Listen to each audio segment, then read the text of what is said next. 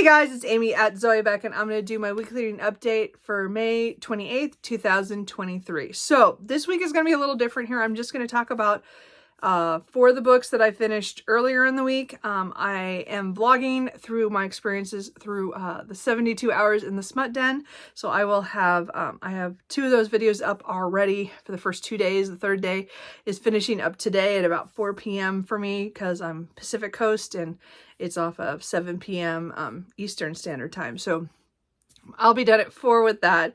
So I'm not going to talk about all the things that I've read or am reading for that vlog or for those vlogs. So you'll have to check out those. But I've done really, really well for the readathon. I'm really happy with what happened, even though it didn't go the way I thought it would on how I would read. But I also knew that I had more novels than I had shorter things, so it would take longer. Anyway, so I am working through the last book for that. And hopefully that'll be, as I said, that vlog will probably go up later today or tomorrow morning. We'll see. So I'm going to talk about the other books that I read earlier in the week, and then the books that I'm in the middle of that are not connected to that vlog. The ones that I need to get back to after this 72-hour readathon. So the first book I finished was To Helen Back by Lilith St. Croix. So this is the 5th and final book in the Dante Valentine series. So this is a series that is an urban fantasy in a world that's kind of like ours, but not like it. It kind of seems a little bit after some kind of apocalypse or some kind of war of some sort. It's our world, but things have changed and names have changed of different places and stuff. So she kind of twists the world a little bit, which is, I always enjoy that in my urban fantasy. She is a necromancer, so she is able to raise the dead, and usually she does it for corporate reasons, for people trying to find out about wills and things like that. And then she is also a bounty hunter. So in the first book, working for the devil, she is at home and she is approached by, or a demon comes and knocks on her door saying that the devil wants to see her. So there is this mythology of devils or angels and demons kind of thing within, but it's all twisted, like it's her version of it, and with hell and stuff, and it's different. And so it's a good urban fantasy and world building wise. Again, we followed Dante through 5 books, and the progression of the books of things that happen to her just gets worse and worse, really. I feel bad for her. So this book was definitely, I had no idea where it was going to go, because the book before this ended in a way that I was like, whoa, what is going on? And it was horrible. Anyway, so it just keeps getting more. It's one of, I would not say that this is an easy series. The first book is a little bit, I said, repetitive in some of the ways. She'll think something and then she'll say it, and I'm like, you don't need to do that. You can just tell it. You just don't have to do the double word count kind of thing for me. That to me felt like a very NaNoWriMo kind of thing to do, even though these books were written quite a while ago. So I don't think that was part of it. She wrote that. That bothered me. But other than that, that was like the only like real issue I had with the writing style. But we get to know Dante, and then things just that happen to her throughout the books. And by the time you get to this book, so many things have happened and you don't know what's going to happen. And I swear I didn't know where this, I knew the end was what was going to happen in the end. I did guess that, but I would say everything else, I had no idea how or where we were going half the time. Like I didn't know how things were going to twist and turn. So in that way, I really enjoyed this series. This is not a 5-star series. I would say most of these are firmly about 4 stars, which means I really enjoyed it and maybe would potentially read this later again as a reread. I did reread the first 2 books so that I could get back into the series and to finally complete it. So I really thought that this went the way I thought it would in the very, very end, but everything before that, I had no idea what was going to happen. So I thought it was really good. I did see Shannon Riddler is reading book 2 right now, and she did mention there are a lot of themes in here that you might want to check for trigger warnings. I'm not sure how triggering they could be for other people. Again, I don't always have the same like, again, we all have our own things that we don't like in books. And there was a lot of things that were very personal, that in Dante's past that comes up that was not pretty, and or in things that happened to other people and to her later in the books that is not pretty and not, but I don't know, it still worked with the story. I don't think anything was, that was, not extraneous. That's not the word I'm looking for. Gratuitous. And, but I still think that there is stuff in here that might, people who don't read as much urban fantasy or don't want it dark urban fantasy, because I would say this is closer to the more dark side of it, even though there are some funny parts in here, like a lot of urban fantasies. There's the mysteries of things that are going on. So you have the other elements of the urban fantasies with the monsters and the, and people with powers and things like that. But there was some dark themes in here too. So I just want to give that as a warning. I didn't think to say that while I've been reading this series, because again, it just, I knew it was dark going into it, I guess, because I'd read the first 2 books anyway, so, before. So anyway, so I finished this series and I'm really glad about it. As I said, not a favorite series, but I'm glad I read it. And then I, of course, went and purchased her Jill, Kismet series, which is 6 books. So I have another series of hers to read, and I do have a couple of her other series of things I have that I would like to get to as well. Her new book, Spring's Arcana, that just came out. I want to read that because the duology, the second book, comes out in August. So I want to read that fairly soon. So that could be on my June TBR. Probably. We'll see. But I'm hoping to, again, read more of her stuff, because it's, again, not that I don't think she'll ever be like a favorite author that I just adore these, except that I think that they're really well written, and I think that they explore themes in ways that I don't know are predictable in a lot of the stuff that I've read. So I really enjoyed it for that reason, because it was different. Anyway, so I hope that made sense. Anyway, and then I had to read a library book because it was due and I wanted to make sure I read it, and I was going to read it the week that I got sick.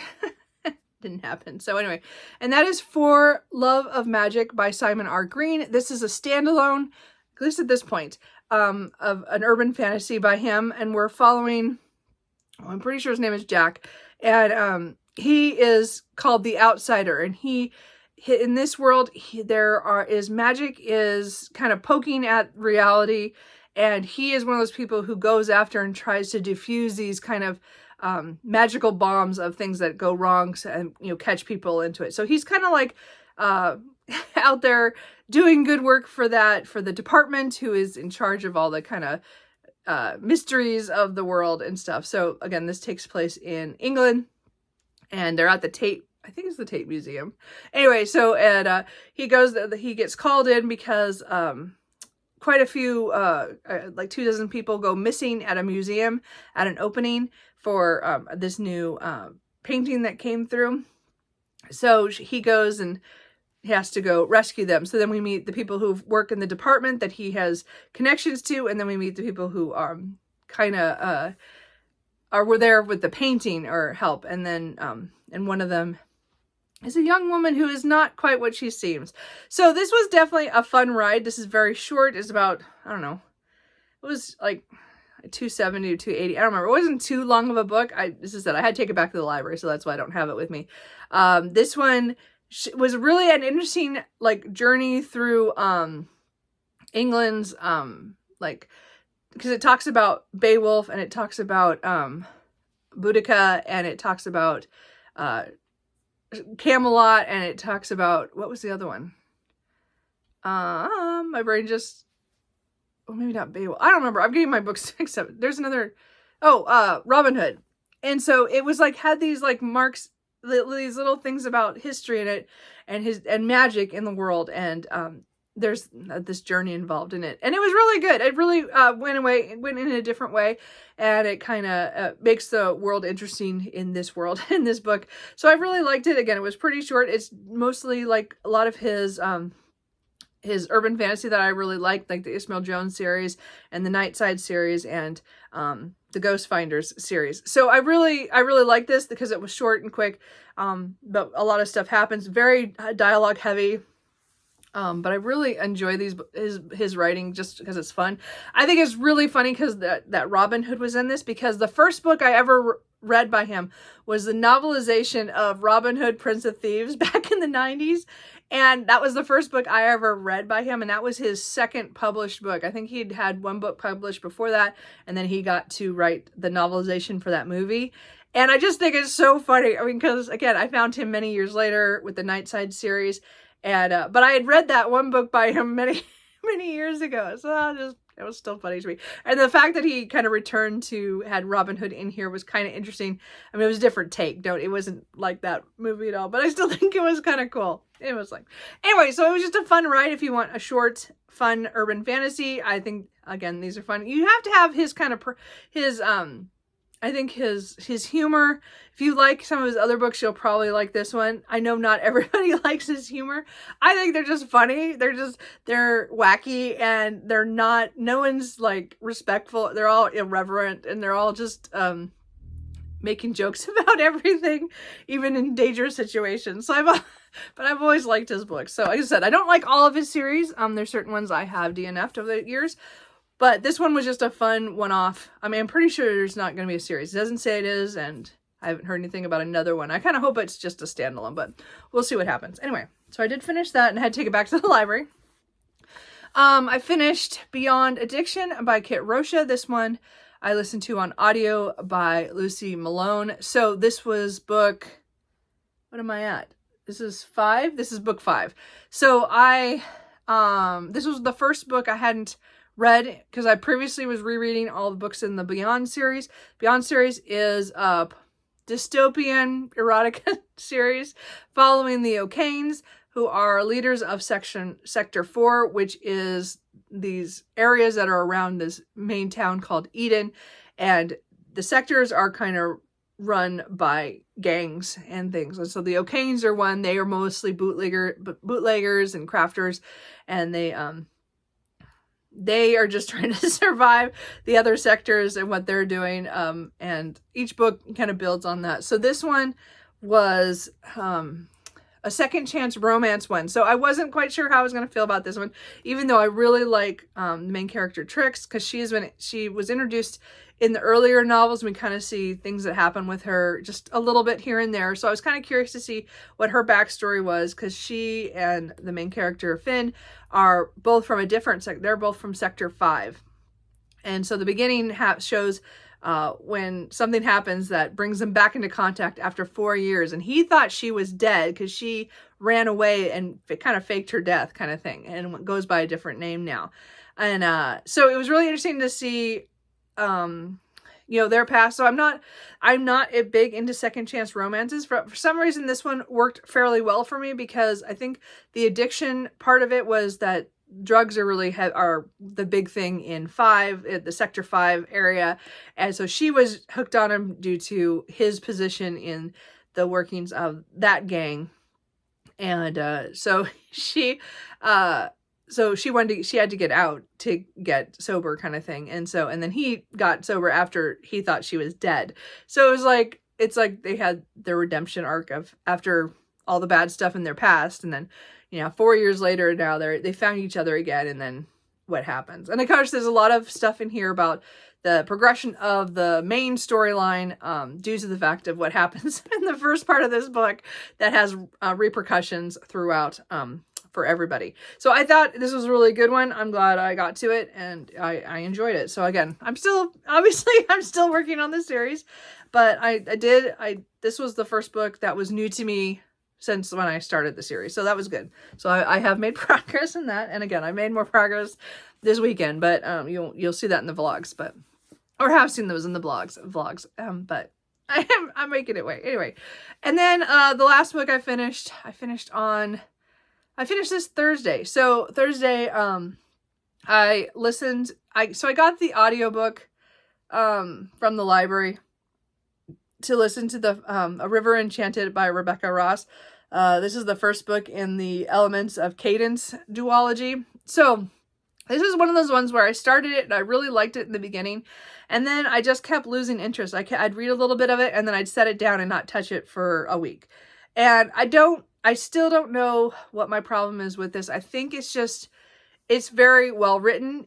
The story is, there's stuff in here that is compelling. I love, this is another Jack. I love him. Like, he was right away. I was all in his court. Like, he was the one I was worried about. I didn't quite like, what's her name? How does her name said?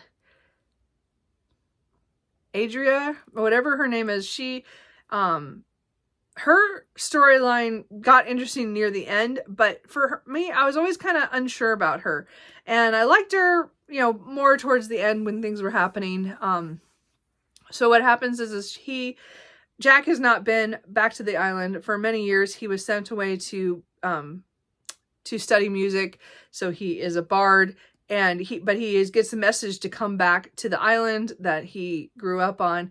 And this island is split in two. There's the east side, which is where he is from, and they do things a certain way. And then there's the west side, that is their enemies, who do things very differently. And the west side keeps raiding the east side, and he comes home to find out that there are several young girls who have gone missing.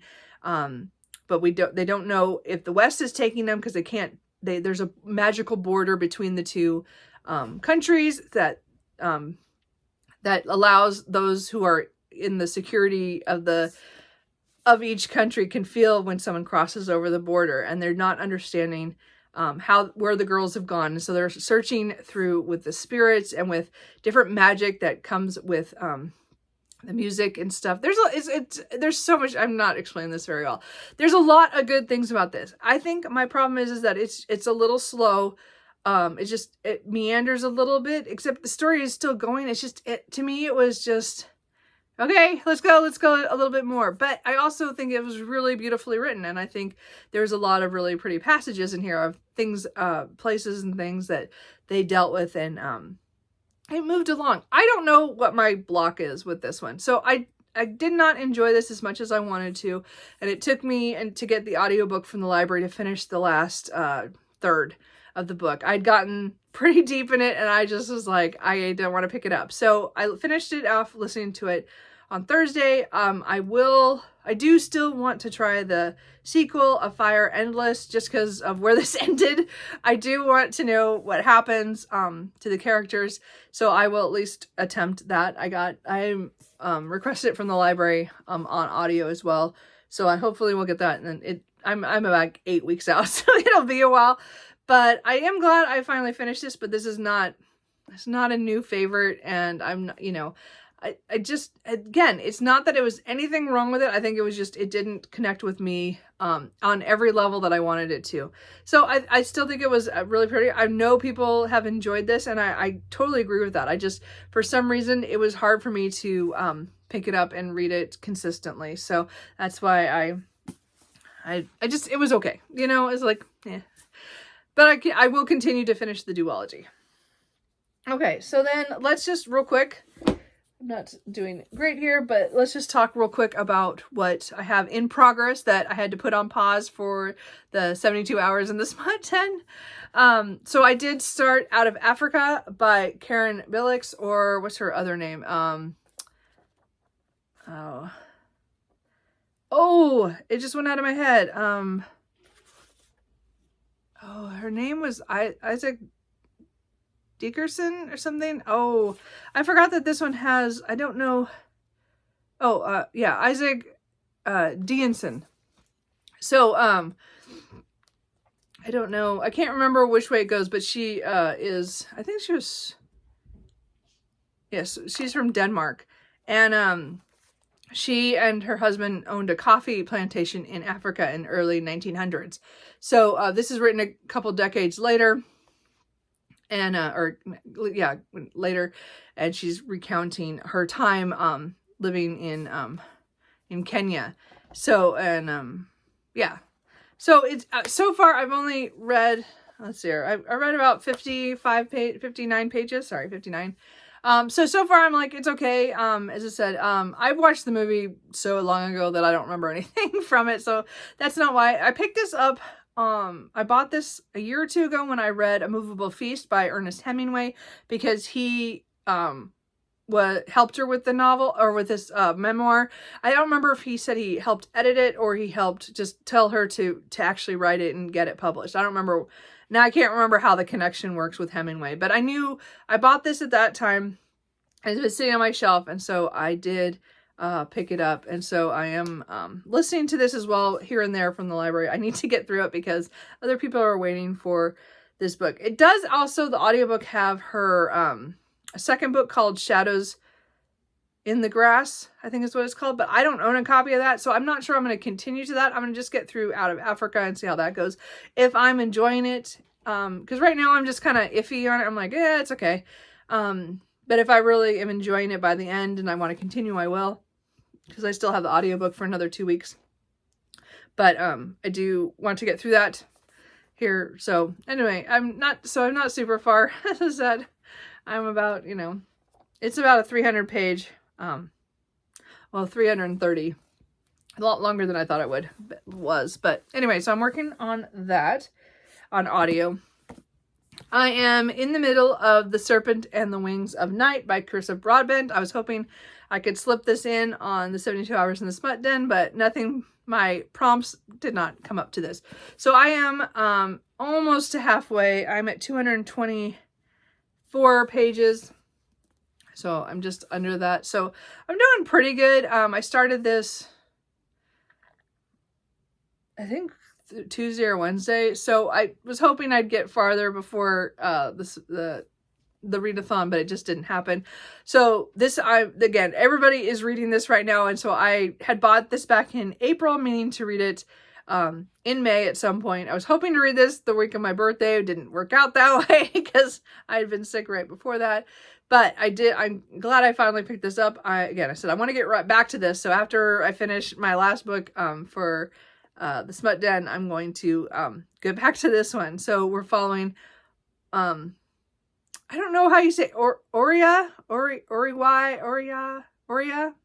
don't know how to say her name. Anyway, she is a human who was brought up by the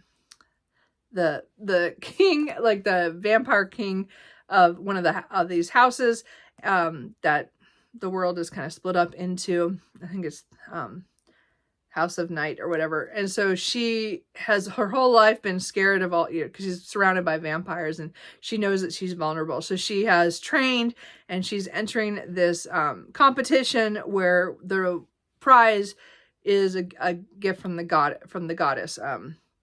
Because this is Nexia, I think it is. The Crowns of Nexia is the main series, and this is the book 1 of the duology, the Nightborn Duet. So, anyway, so again, it has a competition in it. She gets unlikely allies with some other people, some other vampires who are actually in the competition. She's the only human who is competing, and it's so far it's been a ride of things that have happened. And again, we're getting to know more about her and about the people that she has gotten close to.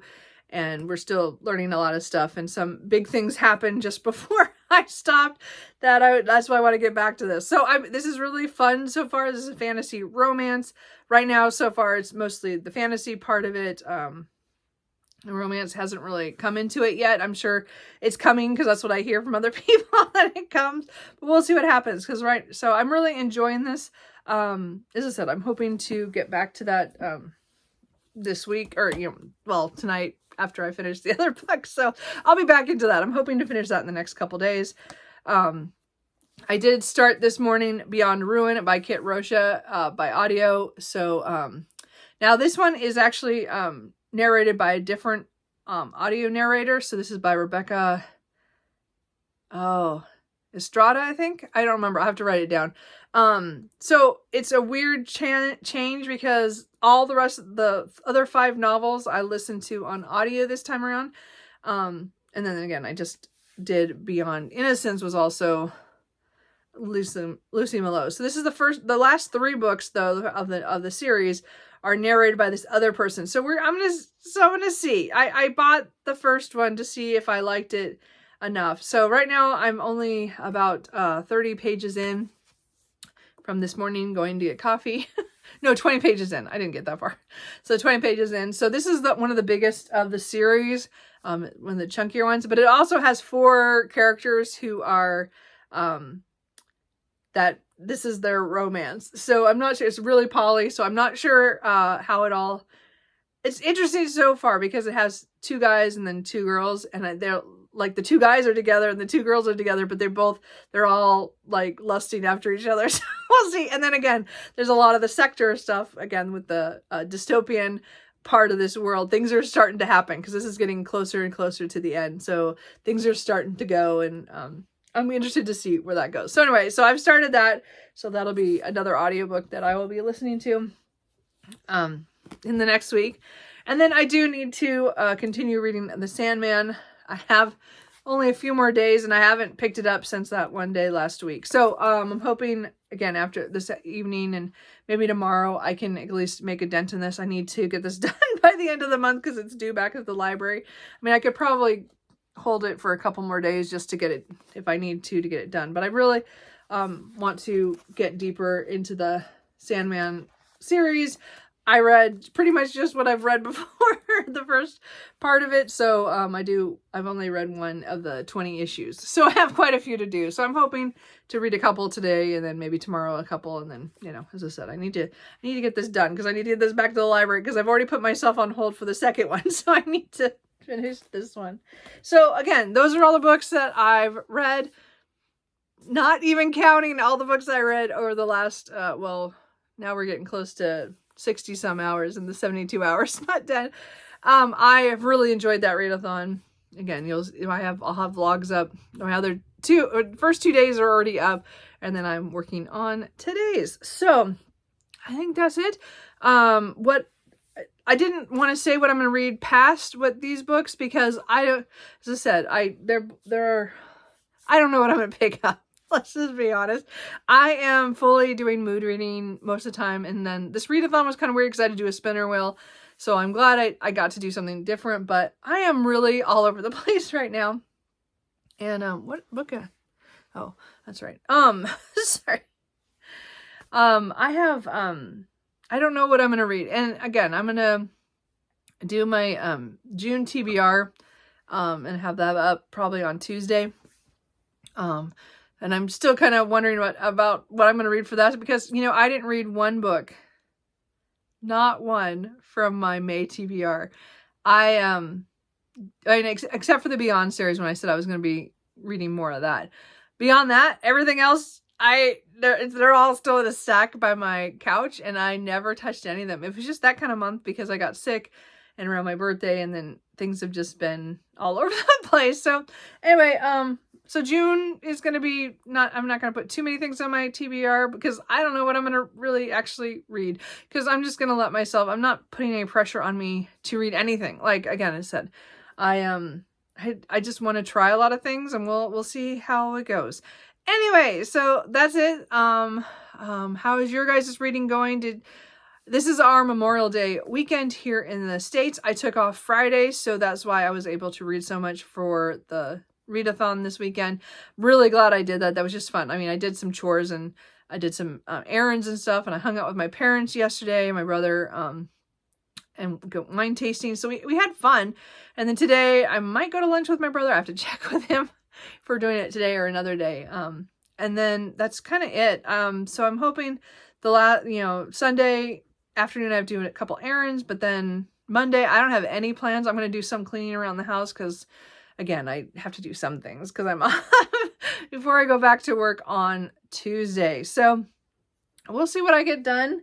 I'm really, as I said, I've had a nice couple of days off already, and, you know, have a couple more, which is nice. And I'll enjoy it because I don't know the next time I'm going to take any vacation yet. So I don't know what's going to happen. So anyway, that's kind of it. What are you guys reading? What are you guys doing? Are you guys having, if you are in the States, are you doing anything fun for Memorial Day? As I said, I went wine tasting with my parents. That was fun. And I think that's it. So me and Cooper, we'll see you guys later. Bye.